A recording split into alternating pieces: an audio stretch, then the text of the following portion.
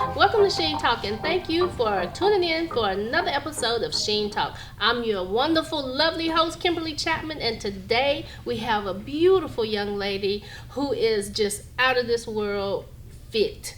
And no, everybody, she was not a track star. She was not a athlete. She was not a volleyball star. But when you see her, she looks that way. Most people ask her that, and she just like, no, and very flattered. But she felt like she wanted to be healthy and fit.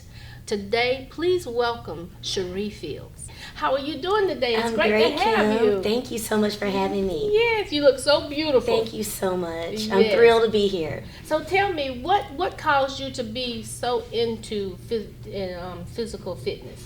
Well, Kim, it's been a super long journey beginning with childhood. I was a chubby kid, chubby baby, and everyone said, you know, it's just baby fat. Well, I grew up and the baby fat never went away. Really? So I never would have guessed that now. Well, that's why I appreciate being able to tell my story, because a lot of people look at me now and assume that I've always been this way, but I haven't. So I always hope to be able to inspire people and let people know. I know where you're coming from as far as weight loss journeys are concerned, but even though I was always chubby, I longed to be athletic. All my girlfriends were athletic. I'm talking even in elementary school, you know, Wow. taking dance and whatnot. I auditioned for track, and I remember like it was yesterday, one of my little friends who saw me trying out for track said, your face, you look like you were trying so hard, but you weren't really moving. And, you know, it's funny, like I laugh at it now, but it was so sad, Yeah. you know, like then. So in my heart, I always wanted to be a fit, athletic person, but I struggled to get there, honestly, until one of my many turning points was when I went to the doctor.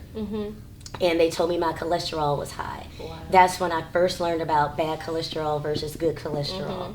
And they sat me down with a nutritionist who started telling me about fat grams and calories. That was my last year of college. Wow. So that summer I lost weight like that, just walking 5 days a week, just walking, and then eating a certain number of calories. However, the thing is, I ate the calories, but what I ate wasn't necessarily healthy within it. So I might eat once a day a big plate of pasta with sugar-free or fat-free salad dressing. Oh, wow, and that's still bad. That's still bad. Yeah. But so I still lost it, but that actually began the spiral. It was like a never-ending cycle of me losing weight, gaining it back, losing weight, gaining it back. So it's been, when I say a lifelong journey, to get to this point, it really has been. So now I was reading where it says you're mentally and physically. Mentally, what have you had to do to cause yourself not to see you as chubby or fat? That's a great question, because like when you've been chubby before, you look in the mirror and you still see that person. I remember going to a boutique and a girl was helping me. She's actually become a good friend now. And this was after one of my many phases of losing weight. And I kept asking for bigger sizes, and she didn't know me before that, so she's like, why? You don't need that size, you need 2 sizes smaller. What are you doing, you know? Wow. So you still see yourself a certain way, but I've had to be very intentional. It takes a lot of soul searching, I would say, also journaling, and really focusing on embracing every ounce of myself as I am. Okay. And I would say I'm literally, to be honest, just getting to that point, I would say within the past year. With seeing yourself. The mental part. Excuse me.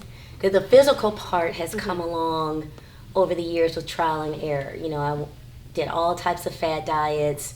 Any trendy piece of workout equipment that was advertised, I would try it, lose weight, gain it back.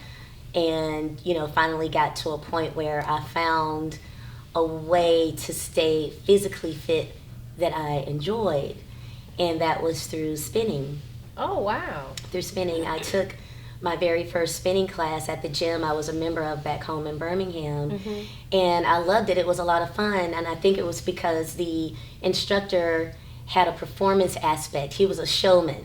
Okay. You know, and he would hop off the bike and dance. Oh, wow. And that was fun. It was so fun. And I was chubby then, but everybody else in there was bigger than I was, and everybody was having a good time. Yeah. And I thought, I I can do this. I had a theater background. I thought, well, I'm not athletic, but I like to have a good time, and I want to help other people have a good time.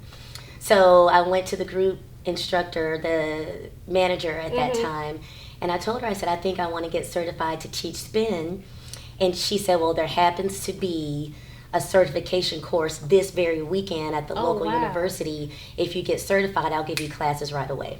That was meant for you to do. It was meant to be. Wow. So I stayed all weekend, got certified.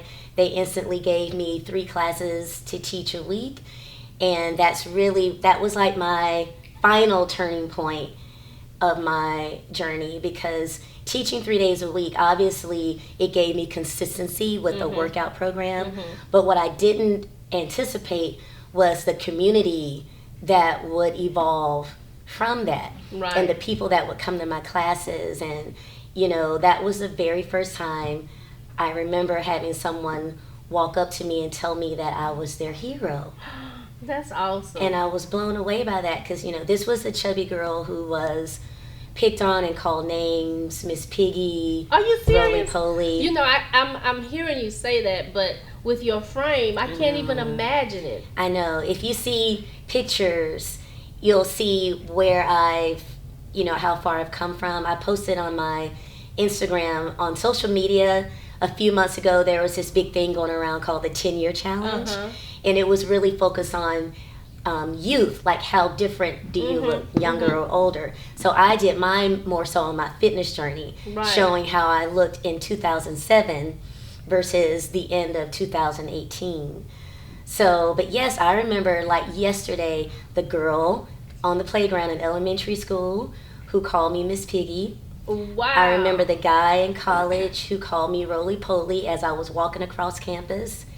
And the ironic thing is, I reconnected with him through the business world in Birmingham, and met his wife. And I often wonder to this day, like, we're connected now on social media. I wonder to this day, does he remember what calling he said? me? Because it stuck with me. The smallest thing can leave an impression, and people don't realize exactly what they can do to you mentally.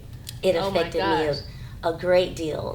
So not only was I dealing with not being happy with myself in general, but as a youth, those types of messages and being called names like that hits very hard. Right. And I was chubby, but I never looked at myself as grotesquely obese. Right. But the way the kids acted, you would have thought, really? That I was. So I had all of that to overcome. It's very much mental, and that's what you were asking me about. Yes, like that everything is part. mental. It's Everything is mental, and you have to be I have grandkids now, and I'm very particular about what I say, how I say it. Absolutely. If they tell me, TT, you hurt my feelings, I try to make it right. Yeah, because you never know. Because even when I was growing up, my mom, she said, "Oh, Kim, you big," but big is like big to a kid. Oh, and absolutely. now I'm having to readjust my thinking at my age now, because things are very, very impressionable to you. 100%. Yes, and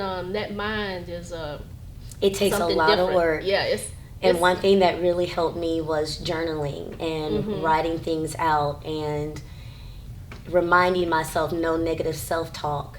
So when I take classes, I remember when I teach, I have to demonstrate every move that I want my clients to do. So I was demonstrating one move, and one of the members jokingly said, we fat, right?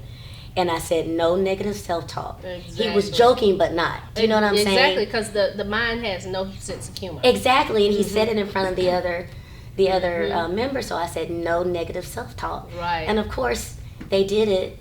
They did what I needed them to do as far as the movement and the exercise was concerned. So that's kind of how I see myself now, is I finally, after my whole life, have gotten to a point where I'm very happy with where I am, but it took a lot of work to get to this point. So now I can help other people. So what do you do about the mirrors? Because mirrors even have memory. They do. Yeah, so do you break all those mirrors and put new ones up? Well, so during one of my mini phases, I would write notes of affirmations on sticky notes, and I would put them on my mirrors. as well as on the refrigerator door, in the kitchen. I would cut out images. Oprah would always talk about vision boards, back then.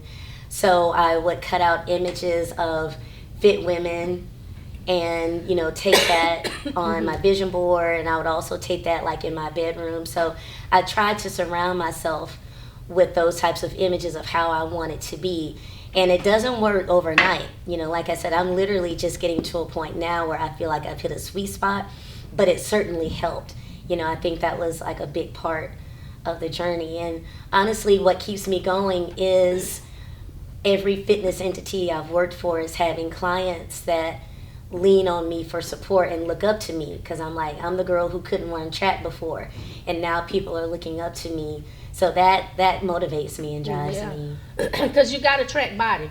Thank you. A very athletic body. You look very you. pretty. How Thank can the you. people reach you and contact you and just get to know you and allow you to inspire them? Yes, thank you. I would love to connect with people on Instagram. I am fit.cherie, Cherie. So follow me on there. I'll follow back. Oh, good. Slide in my DM, send me a message. We can communicate that way. But I've met a lot of people through social media and have stayed in touch with people. So it's a great way to stay in touch and connect. Thank you so much. Thank you so much for your time, Kim. Absolutely. Thank you again for joining us for another episode of SHEEN Talk. Have a great day.